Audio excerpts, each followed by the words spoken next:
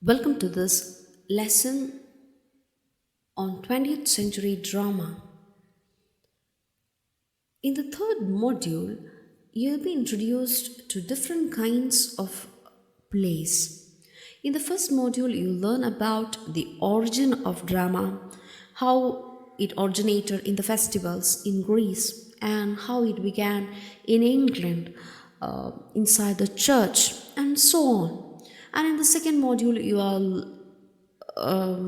discussing Rasa, how in the Eastern world drama became popular and the associated movements and concepts.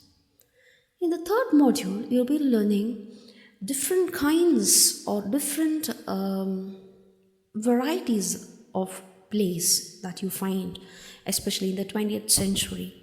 So, by the way of 20th century, you find different kinds of drama plays coming up. So, you'll be learning all these varieties in detail. This is an account or a brief summary of the 20th century drama. The drama, which had suffered a steep decline during the Victorian age, was revived with great force at the beginning of the 20th century, and the course of 6 decades has witnessed many trends and currents in the 20th century drama. English drama during the modernist period, that is 1845 to 1945, falls into three categories. The first and the earliest phase of modernism in English drama is marked by the plays of George Bernard Shaw and John Galsworthy, which constitute the category of social drama modeled on the plays of Ibsen. The second and the middle phase of modernist English drama comprise the plays of Irish movement contributed by some elites like William W.B. Yeats. W.B. Yeats. In this phase, the drama contained the spirit of nationalism. And the third and the final phase of modernist English drama comprised plays of T.S. Eliot and Christopher Fry. This phase saw the composition of poetic dramas inspired by the earlier Elizabethan and Jacobean tradition. For example, T.S. Eliot's Murder in the Cathedral, The Family Reunion, Cocktail Party, etc. Some dramatists wrote traditional plays, as in the plays of J.B. Priestley and Terence. The three categories reflect the three different phases as well as three different facets of modern English drama. In general, the 20th century dramas can be grouped into several categories according to the general tendencies. First one is realistic dramas. One group of dramas shows the daily lives of ordinary people in a realistic way. They often contain social and political criticism. John Galsworthy, in his plays like Strife and Justice, described social and political evils with great sympathy for the people who hopelessly and helplessly suffer. Bernard Shaw shocked his audiences with completely new points of view and ways of looking at themselves and the society in the plays like Arms and the Man, The Devil's Disciple, Major Barbara, and so on. Jean Acassi shows concern for innocent victims of political events in The Shadow of Gunman and Juno and Peacock. James Synge is yet another realistic writer who described the lives of ordinary people of the Aran Islands of Ireland in the Playboy of the Western World.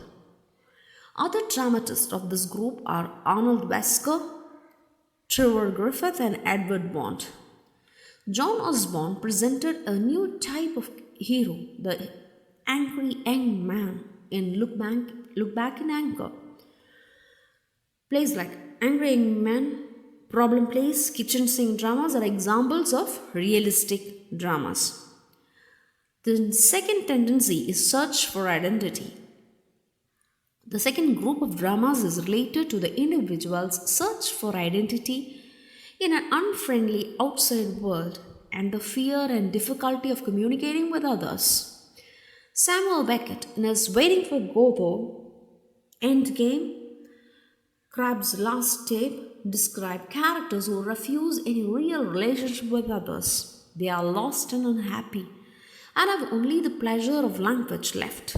Harold Painter also shows the impossibility of communication between characters in a closed situation, as in The Birthday Party and The Caretaker. Absurd theatre, comedy of Manon's, epic theatre are examples of such plays. Dramas with language for witty and comic effect. In such dramas, the language is used not only to express feelings and beliefs of characters, but also used for a witty or comic effect to contrast with the seriousness of the theme. There is a revival of the comedy of manners in modern dramatic literature. Oscar Wilde, Somerset Maugham have done much to revive the comedy of wit in these days. The dramatists of this group are Oscar Wilde, Joe Orton, Tom Stoppard, etc. Apart from this, there are impressionist and expressionist plays.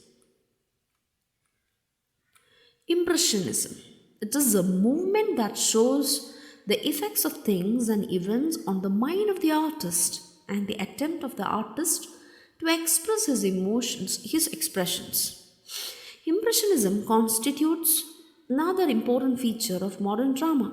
In impressionistic plays of W.B. Yeats, the main effort is in the direction of recreating the experience of the artist and his impressions about the reality rather than in presenting the reality as it is. The impressionistic drama of the modern age seeks to suggest the impressions on the artist rather than making an explicit statement about the objective characteristics of the things or the objects. Next is Expressionism. It is a movement that tries to express the feelings and emotions of the people rather than objects and events. Expressionism is another important feature of modern drama. It marks an extreme reaction against naturalism. The movement, which had started early in Germany, made its way in England, and several modern dramatists like J.B. Priestley, John Cassie, C.K. Munro, Elmer Rice have made experiments in expressionist tendency in modern drama. Thank you.